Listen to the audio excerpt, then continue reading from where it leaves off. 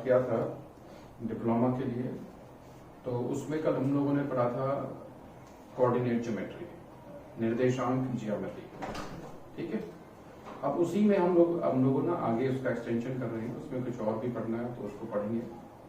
तो उसमें कल जो हमने पढ़े थे अबाउट द कोऑर्डिनेट्स के ग्राफ कहाँ बनाने हैं अक्ष के हिसाब से कि अगर उसमें प्रतिबिंब बनता है उनका, आज हम पढ़ेंगे अबाउट द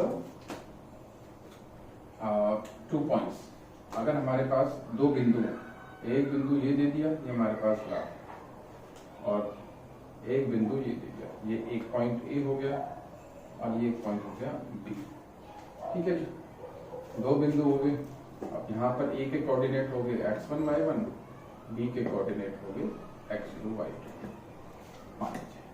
अब आपसे कहा जाए कि भाई दो बिंदु हैं, उन दो बिंदु के बीच की कितनी दूरी है वो आपको पता करनी है, कितना डिस्टेंस है वो पता करना है। तो आपने लिखा AB is equals to under root y2 minus y1 whole square plus x2 minus x1। Simple है। y2 में से y1 को घटा दो, स्क्वायर कर दो, x2 में से x1 को घटा दो, स्क्वायर कर दो, ऐड कर दो और उनका रूट निकाल दो। जब आप ऐसा करेंगे तो इसमें मेथड क्या है, एक एग्जांपल लेके चलते हैं। मान लीजिए एक पॉइंट आपके पास है A 2,3 और एक पॉइंट है B 5,7। तो ये वाला पॉइंट हो गया x1 y1, ये वाला पॉइंट हो गया x2 y2, ठीक। आप सीधे सीधे फॉर्मूले पे पहुंचे, आपने फॉर्मूला लिखा under root y2 minus y1 whole square x2 minus x1 whole square. Clear है? अब आसान तरीका क्या है जी, आपने इसको कर लिया। y2 कितना है, under root 7 minus 3 whole square, x2 कितना है 5 माइनस 2, x2 माइनस x1, ठीक है जी, स्क्वायर कर दिया। अब 7 minus 3 is 4, 5 minus 2 is 3, 16 plus 9 root 25, 5 units, distance is 5 units. आप इस तरीके से आप इसका डिस्टेंस फाइंड आउट कर सकते हैं, इस तरीके से इसका डिस्टेंस निकाल सकते हैं। क्लियर है? जितना ज्यादा क्वेश्चंस करेंगे आपको उतना डिस्टेंस निकालना होगा। अब इसमें ना जैसे ये क्वेश्चन अगर आपके एग्जाम में आता है तो अब ये चूंकि ये आपका एंट्रेंस एग्जाम है तो उसमें सिर्फ आपका जो आंसर्स का जो नंबर है आंसर्स बताना होता है, आपको पूरा सॉल्व नहीं करना होता। तो आपको करना चाहिए, आपको बेसिकली ये पता तो होना चाहिए, बट इसको अप्लाई करने के लिए इतना सारा लंबा का लंबा प्रोसीजर आपको अपनाना नहीं है। आपको स्मार्ट होना है। आपको स्मार्ट होने के लिए आपको करना क्या है, आपको पता है तो आपने दिमाग में ये चीजें कर लेनी है। 7 माइनस 3 ये 4 का स्क्वायर 16, ठीक है। 5 माइनस 2 3 का स्क्वायर 9, 16 प्लस 9 25, रूट लेना है तो ये 5, ठीक है। तो वहां पर ये नहीं कि आप पूरा स्टेप करके दिखाएं, ये पूरा स्टेप तो मैं आपको करके बताऊं। क्लियर है? तो जिससे कि आपके काम करने की स्पीड बढ़ जाएगी। मेन चीज हमारे पास क्या है, हमारे पास क्या है कि हमें अपनी स्पीड को इंक्रीज करना है। ये स्पीड ऐसे नहीं बढ़ती कि आज आपने किया तो कल आपकी स्पीड बढ़ जाएगी। You have to do the lot of questions. आपके पास बहुत सारे क्वेश्चंस करेंगे, प्रैक्टिस आपके पास हो जाएगी तो आप उसके हिसाब से इनको कर सकते हैं। चलिए मैं एक और एग्जांपल लेके चल लेता हूँ। मान लीजिए आपके पास एक नंबर है A, ठीक, और उसके पॉइंट्स हैं 5, -3 और दूसरा है B, उसके हैं -6, -9। क्लियर? अब कोई हो सकता नहीं है, कोई नहीं पूछ रहा कि आप पूरा मेथड लिखो, सब कुछ आपको दिमाग में रखना है। ये आपके पास है x1 y1, ये x2 y2, तो y2 में से y1 को माइनस कर दिया, -9 -3, तो -9 प्लस 3 यू गॉट -6, -6 का होल स्क्वायर करो, ठीक है। -6 -5 -11 का होल स्क्वायर। है तो किसी को कोई दिक्कत ही नहीं है। 6 का स्क्वायर करेंगे यू गॉट 36, 11 का स्क्वायर करेंगे 121, दोनों का अंडर रूट करेंगे, 6 7 7, 3 2 5 1 अंडर रूट 157 रिक्वायर्ड आंसर। ठीक है जी, अंडर रूट 157 जो है आपके पास रिक्वायर्ड उसका डिस्टेंस आ गया। अगर आगे दिया हुआ है तो आपको पता कर लेना है पॉइंट्स में, अगर आगे पता ही नहीं है तो आपको कोई उसकी रिक्वायरमेंट नहीं है कि करोगे। ठीक है, स्क्वायर रूट का लिमिट आता इस तरीके से आप इनको आगे लेके चलेंगे। चलिए, इसमें ना मैं एक चीज और बता देता हूं कि हमारे पास में एक और एक चीज आगे आएगी, उसे कहते हैं स्लोप, झुकाव। एक लाइन का कितना झुकाव है, ठीक है, इंक्लिनेशन, बहुत सारे वर्ड्स इसके लिए इस्तेमाल होते हैं। तो स्लोप के लिए भी मैं फॉर्मूला बता देता हूं।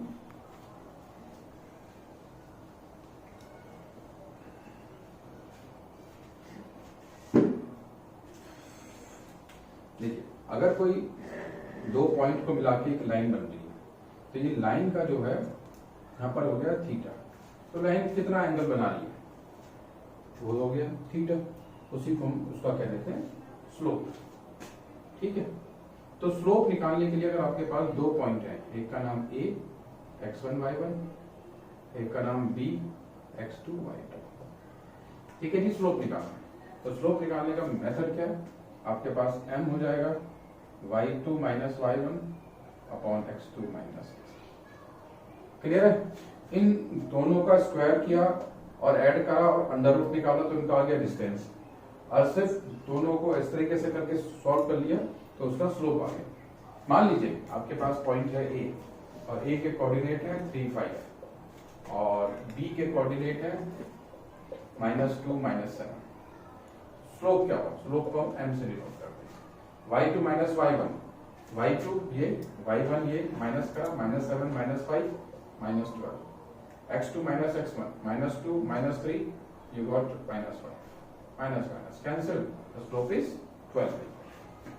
क्लियर, आपको एंगल निकालना है, मान लीजिए आपको एंगल निकालना है, आपको एंगल निकालना है, कितना हो गया m tan theta, m is equals to tan theta is equals to 12/5।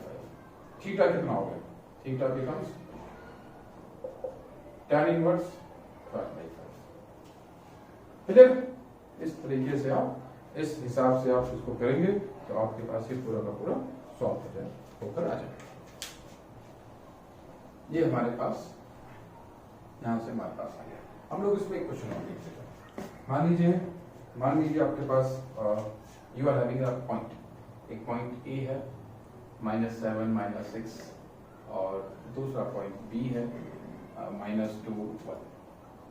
ठीक है जी, आपको कहा जाए कि इसके बीच का दोनों पॉइंट के बीच का डिस्टेंस निकालना।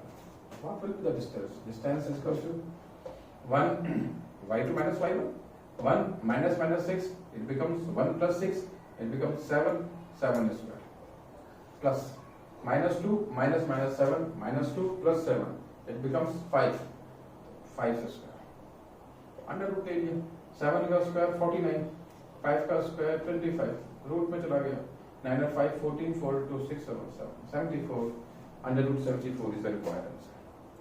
चलिए ऑप्शन में जाएंगे, अगर ऑप्शन में चाहते हैं तो आपको पता है कि ये 74 जो है अंडर रूट 74 8 के स्क्वायर से 8 का या तो उसका स्क्वायर रूट 8 होगा या फिर 9, इनके बीच में कहीं आना चाहिए, क्योंकि 8 का स्क्वायर करेंगे यू विल हैव 64, 9 का स्क्वायर करेंगे you will have how much 81, तो उनके बीच में कहीं ना कहीं पे ये आ रहा है। फिर और क्या कर सकते हैं, मान लीजिए आपके पास मान लो मैं ले लूँ जी 8.5 से ले लेता हूँ, आपने देखा आपने 85 का स्क्वायर करना है, तो इसमें ना आपको ज्यादा बुद्धि नहीं लगानी। अगर नंबर के आखिर में आ रहा है 5 तो 5 5 से 25 और 8 के आगे एक बड़ा नंबर लेके 9 से लेके उन दोनों को मल्टीप्लाई करते, यू विल हैव 72.25। तो अगर आपके पास ऑप्शन भी इस तरीके से आ रहे हैं तो वहां भी आप उसके आसपास आ सकते हैं कि भाई किसी भी हालत में 8.5 से भी ये बड़ा नहीं है, और सॉरी 8.5 से ही ये बड़ा होगा, उससे छोटा होगा ही। तो आपके पास उसमें से अगर कोई नंबर इस तरीके से आ रहा है उनको बैठा सकते हैं।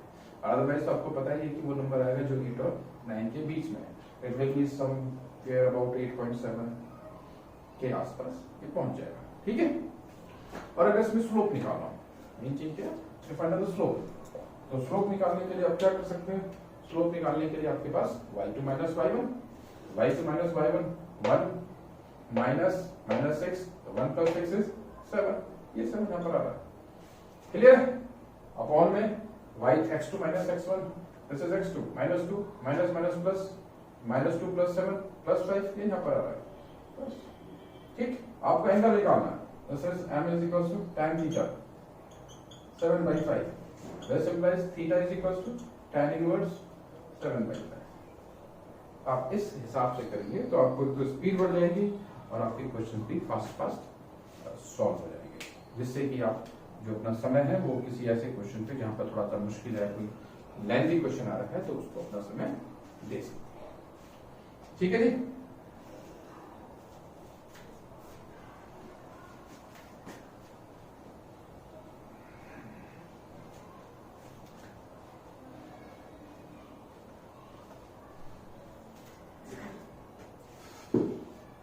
चलिए, अगर मान लीजिए क्वेश्चन आ जाते हैं कि कोई लाइन है, एक आपके पास दिस इज ए और बी पॉइंट है उसमें, और उस पर पी कहीं पॉइंट है, पी कहीं पर पॉइंट है। मैं ये नहीं कह रहा हूँ कि P is the mid point, मैं ये नहीं कह रहा कि पी उसका मध्य बिंदु है, मैं कह रहा हूँ पी कहीं भी एक पॉइंट है, और पी को जो है ये जो रेशो है कि m इज टू n के रेशो में डिवाइड करना है, ठीक है।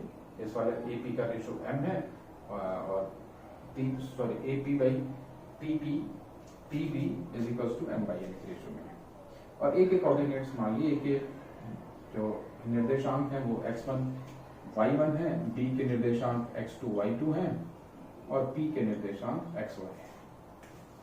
क्लियर है? क्या मैं फॉर्मूला बताता हूँ, क्या इनके बीच में रिलेशन बने, संबंध बनेगा।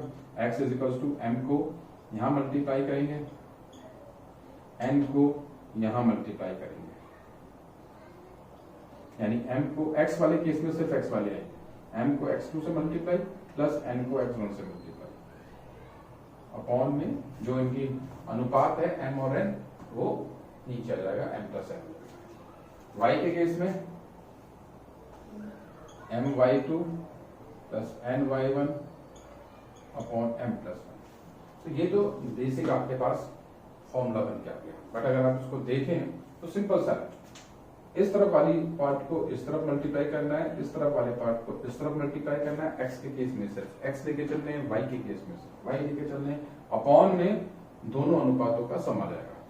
मान लीजिए आपके पास एक क्वेश्चन आ गया, मान लीजिए क्वेश्चन है e के कोऑर्डिनेट है 2,5 और b के हैं -7,9, ठीक है जी। और m/n का अनुपात दे दिया आपको 2:3,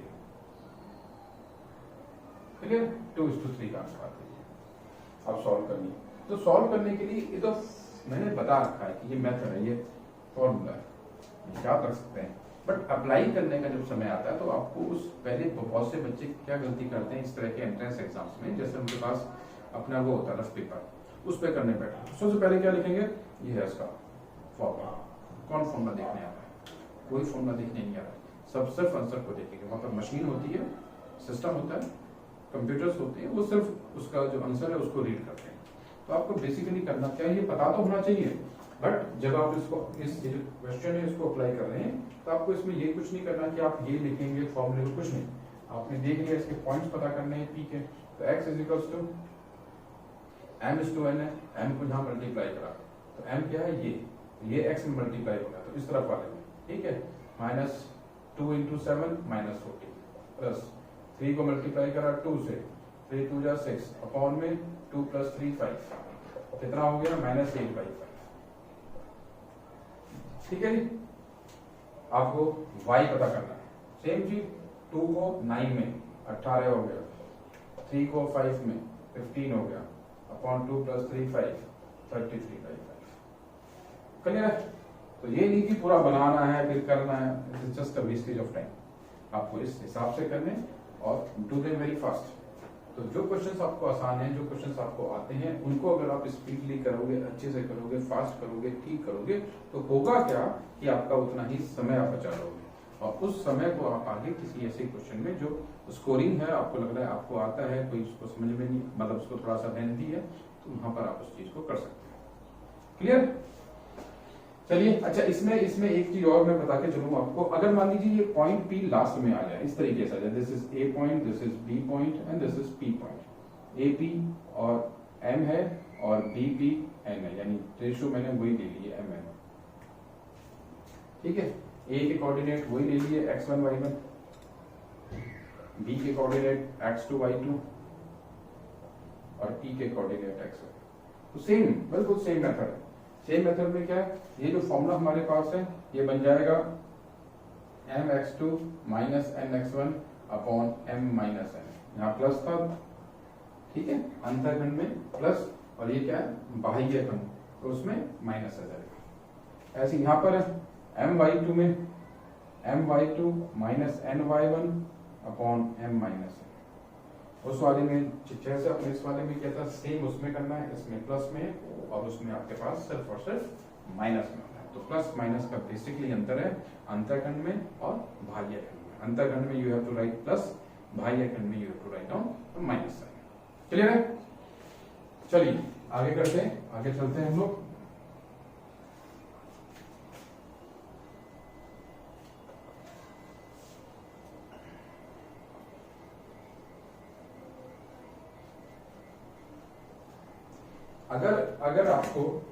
अगर आपको ये कहा जाए कि जी दो पॉइंट है, you are given the 2 points, one is A and another is B, ये ए पॉइंट है और दिस इज बी पॉइंट, और ये यहाँ पर पी पॉइंट है। और अब क्या है कि ये पी पॉइंट बिल्कुल बीच में आ रहा है, मध्य बिंदु।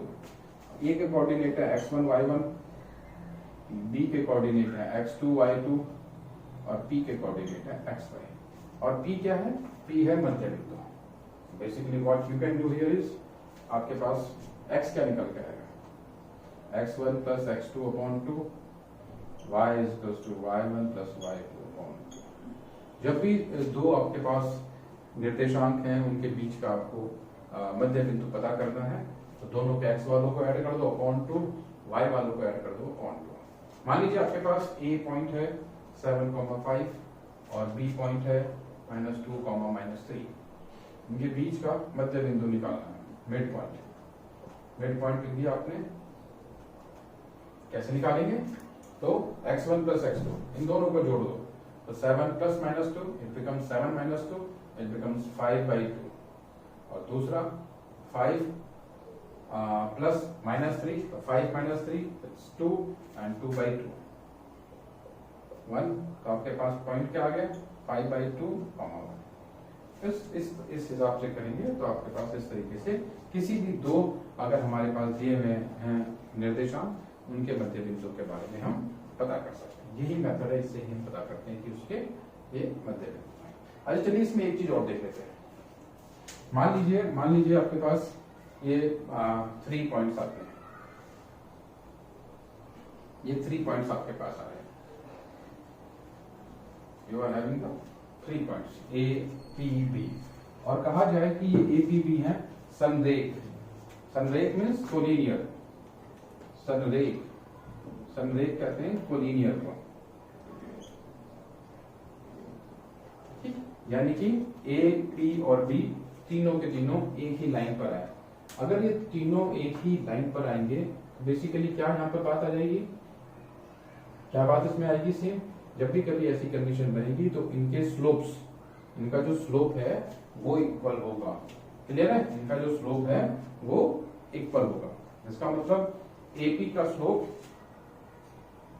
एम से उसको डिनोट करते हैं, एम ऑफ एपी वो एम ऑफ पीपी हो जाएगा। क्लियर है, एपी का स्लोप और पीपी का स्लोप इक्वल होगा। स्लोप का आपको पता ही है फॉर्मूला, एपी के लिए क्या बन जाएगा y2 माइनस y1, यहाँ पर तो y है तो y minus y1 upon x minus x1, और pb के लिए y2 minus y upon x2 minus x। तो कभी भी अगर हमारे पास 3 पॉइंट्स हो तो इस मेथड से, ये ध्यान रखिएगा, यही मेथड चलता है जिससे हम पता कर सकते हैं कि भाई इसको ऐसा कर, इसका इस्तेमाल करेंगे तो हमारे पास ये प्रूव हो जाता है कि ये तीनों पॉइंट एक ही लाइन पर आ रहे हैं, एक ही रेखा पर आ रहे हैं। अगर 3 पॉइंट्स एक रेखा पर आते हैं तो अगर 3 पॉइंट्स एक रेखा पर आते हैं तो इसका मतलब ये है कि वो तीनों पॉइंट समरेख हैं, तीनों पॉइंट कोलिनियर है। और इसको करने के लिए आपको करना क्या चाहिए, आपको दोनों पॉइंट के स्टार्टिंग के 2 पॉइंट उनका स्लोप और जो फिर आखिरी के 2 पॉइंट है उनका स्लोप को इक्वल रख देते हैं। इसमें कुछ और भी होते हैं मेथड, वो बहुत लेंथी मेथड है। जो मेथड मैं बता रहा हूँ सबसे आसान मेथड है। मान लीजिए आपके पास ए पॉइंट दे दिया, ए के कोऑर्डिनेट दे दिए -1, 2, पी के कोऑर्डिनेट दे दिए 3, ये पता नहीं है तो मैंने उसको लिख लिया ए, और बी के कोऑर्डिनेट भी दे दिए -2, 1। ठीक है जी। अब ये वैसे तो ये पता नहीं कोऑर्डिनेट स्ट्रेट लाइन पे आ रहे हैं या नहीं आ रहे हैं, मान के चल लेते हैं। मैं आपको सिर्फ इसका मेथड बता रहा हूँ। तो हम क्या देखेंगे इसमें से, तो पहले क्या करेंगे a -2 डिनोमिनेटर, फिर x वाले 3 -1 3 + 1 इज इक्वल्स टू 1 - a और अपॉन में -2 और -3।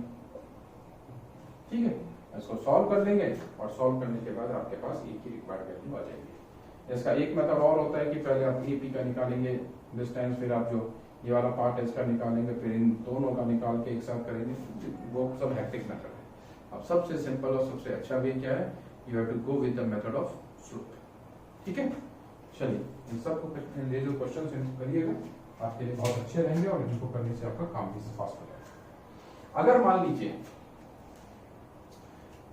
लीजिए आपके पास ट्रायंगल दे दिया,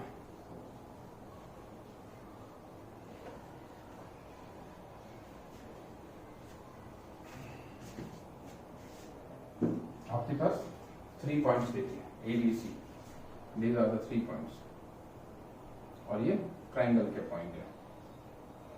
ए के कोऑर्डिनेट है x1 y1, बी के कोऑर्डिनेट है x2 y2, सी के कोऑर्डिनेट है x3 y3। ठीक है जी। और आपको जो है ना पता करना है इस ट्रायंगल का एरिया। क्लियर है? तो एरिया ऑफ ट्रायंगल का फॉर्मूला है हाफ x1, मैं पहले भी लिखता हूँ, x y - y plus x y - y plus x y - y। ठीक है जी, मोड में, क्योंकि एरिया कभी भी माइनस में नहीं होता है। देख लिया? अब 3 टाइम्स आपने लिख लिया x y - y plus x y - y plus x y - y, बाहर आपने लिख लिया। क्लियर? अब x का जो है यहाँ पर स्टार्ट करेंगे, मैं यहाँ पर लिख देता हूँ अच्छे से। यहाँ पर 1 है, यहाँ पर 2 है, यहाँ पर 3 है। पहले 1 से स्टार्ट करा, ठीक है, 1 2 3, फिर 2 से स्टार्ट करा, 2 3 1, फिर 3 से स्टार्ट करा, 3 1 2। इस तरीके से आप सारी वैल्यूज इनकी अप्लाई करेंगे और आपके पास एक रिक्वायर्ड आंसर आ जाएगा। क्लियर? समझ में आ गई बात? अगर मैं यहाँ पर पॉइंट ले लेता हूँ 1, 2 -2, 3 और 4, 5, 3 पॉइंट्स ले। अब ये मेरे को ये सॉल्व करना है। पहली बात तो ये कि भाई फॉर्मूले को आपको दिमाग में रख लेना है। ठीक है, फॉर्मूले में 3 पार्ट्स आपके पास आ रहे हैं। ठीक है, और क्लियर है? सबसे पहले पार्ट x वाले से स्टार्ट करते हैं। x1 कितना है? 1, x2 कितना है? -2, x3 कितना है? 4। अब हमारा ना x का काम खत्म हो गया।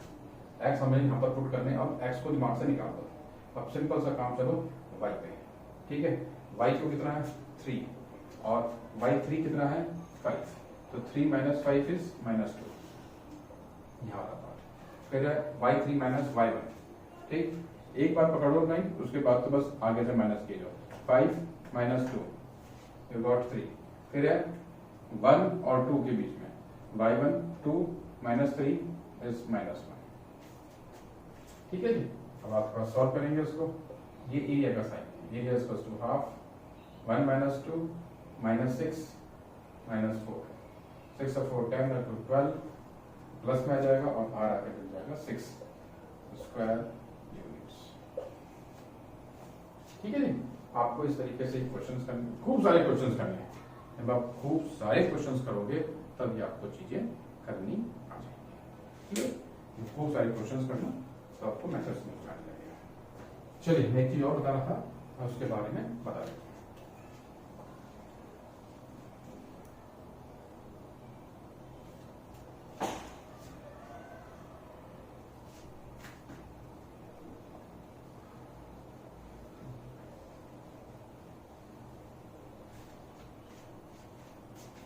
हमारे पास ना एक बात का ध्यान और रखना, अगर ये आ जाए कि भाई एरिया जो है त्रिभुज का जो एरिया है वो हो रहा है 0, इसका मतलब क्या है कि इसका मतलब ये है कि वहां पर कोई भी त्रिभुज अस्तित्व में ही नहीं है। इसका मतलब क्या हुआ? इसका मतलब ये हुआ कि वो तीनों जो पॉइंट हैं ABC, वो तीनों पॉइंट संरेख हैं। इसका मतलब क्या हो गया? अर्थात ABC बिंदु संरेख हैं। क्लियर है? अगर वो तीनों बिंदु एक ही लाइन पर आएंगे तो इसका मतलब है वो त्रिभुज नहीं बनाएंगे। इसका मतलब क्या हुआ कि ABC जो है वो एक ही लाइन पर आ रहे हैं, इसलिए ऐसे केस में हमारे पास जो एरिया है वो 0 हो जाएगा। ठीक है जी, चलिए हम लोग आगे के क्वेश्चंस करते हैं। इसमें ना एक चीज और आती है, उसे कहते हैं सेंट्रॉइड। मान लीजिए ये हमारे पास त्रिभुज है और त्रिभुज के ये पॉइंट है E x1 y1, ये पॉइंट है B x2 y2, ये पॉइंट है C x3 y3। मान लो ये यहाँ से लाइन जाके इसके यहाँ पर इसका मध्य पे काट रही है, ये लाइन जाके यहाँ मध्य पे काट रही है और ये वाली लाइन यहाँ से जा रही है सीधी और ये इसके मध्य पे काट रही है। इस तरीके से ये आपस में एक दूसरे को मध्य सामने। तो ये जो पॉइंट है बीच वाला, ये जो बीच वाला पॉइंट है इसको हम कहते हैं सेंट्रॉइड। G से इसको डिनोट करते हैं। और मान लीजिए मैंने सेंट्रॉइड के बिंदु ले लिए और जो निर्देशांक मैंने ले लिए xy, ठीक है, एक एक कोऑर्डिनेट एक क्या निर्देशांक x1 y1, b के x2 y2, c के x3 y3 और g के xy। क्लियर? अब g के जब मेरे पास xy आ गए और मेरे को ना इनके बीच में संबंध स्थापित करना, रिलेशन मेंटेन करना, बनाना है, तो मेरे पास x के कोऑर्डिनेट्स को, x के केस में सिर्फ x वाले, ठीक है, x1 plus x2 plus x3 upon 3। Clear है? y के लिए y is equals to y1 plus y2 plus y3 y3। इसमें से कोई भी अगर चीज अननोन है, कोई भी पॉइंट ऐसे हैं जो पता नहीं, आप उन पॉइंट्स को भी पता कर सकते हैं। क्लियर? मान लीजिए आपके पास a के कोऑर्डिनेट हो गए 3,6, b के हो गए 2,-7, c के हो गए 0,6, ठीक है जी, 0,9 रखते हैं, क्या है कोई तरह नहीं है, ठीक है जी, 0,9 हो गया। ये 3 पॉइंट हो गए। अब आपको ना इनका सेंट्रोइड पता करना है, तो सेंट्रोइड पता करने के लिए आपके पास x क्या हो जाएगा? आपने क्या देखा? सारे x वालों का सम बटे 3, तो सारे x वाले सम यानी 3 और 2 5 और 0 5, 5 बटे 3 आ गया। और y के लिए क्या हुआ? सारे y वाले और उनका सम 6 और 9 15, 15 में से 7 गए 8, 8 बटे 3। तो इसके कोऑर्डिनेट जो है g के इस पर्टिकुलर केस में आ जाएंगे 5/3, 8/3। ठीक है, तो इस हिसाब से अगर हम इनको करते हैं तो हमारे पास इस तरीके से बहुत सारे फॉर्मूले आ जाते हैं और बहुत सारे रूल्स आ जाते हैं। बेसिकली हो क्या है, आपको बहुत सारे क्वेश्चन एक साथ करने की, स्पीड करने से करने की आदत डालनी है। उसके लिए मैं आपको आगे कुछ एक्सरसाइज करवाया करूँगा, कुछ स्पीड टेस्ट हम लोग करेंगे और कुछ क्लासेस इस तरह से होंगी कि हम बहुत सारे क्वेश्चंस को एक साथ में इकट्ठा बैठ के करें। एक एक नहीं करेंगे, 2 क्वेश्चन करवा दिए, 5 क्वेश्चन करवा दिए, ऐसा नहीं करेंगे। तो इकट्ठे बहुत सारे क्वेश्चंस करेंगे, 1-1 घंटे की क्लास, 2-2 घंटे की क्लास, उसमें हम 100 वो कर रहे हैं क्वेश्चन, 50-50 क्वेश्चन कर रहे हैं। तो उससे क्या है कि आपकी स्पीड हो जाएगी डेवलपमेंट। और ये सारा खेल स्पीड का है। आने को आप सब बच्चों को कुछ ना कुछ आता होगा, बट मेन चीज क्या है? मेन चीज स्पीड है। अगर आपने अपनी स्पीड पे कंट्रोल कर लिया, अगर आपने अपनी स्पीड को अच्छे से हैंडल कर लिया, तो आप इस पूरे खेल में आप आराम से हो जाएंगे काम कर। और अगर आपकी स्पीड कम है, स्पीड कम किस समय होगी, जब आपका जो अपने पूरा वो है उस पर अच्छा कमांड नहीं है। अगर कमांड अच्छा होगा तो आपको उतनी स्पीड मिल जाएगी। हम लोग कुछ आने वाली जो हमारी वीडियोस है उसमें हम स्पीड के ऊपर बताएंगे कि हम कैसे अपनी स्पीड को इम्प्रूव कर सकते हैं। आप इतने इन सब जो मैंने बताए हैं क्वेश्चन जो मैंने वो आपको बताई हैं चीज़ें, इनके रिकॉर्डिंग अपने हिसाब से करिएगा। मैं कुछ और इनके एक्सरसाइजेस वगैरह हैं उनको भी अपलोड इस पर कर दूंगा। आप इनके कुछ क्वेश्चंस करिएगा अपने आप, और हम लोग आगे जो क्लास है उसमें इस चीज़ को आगे कंटिन्यू करेंगे। आज के लिए इतना बहुत है। वीडियो को लाइक, शेयर और सब्सक्राइब भी करें।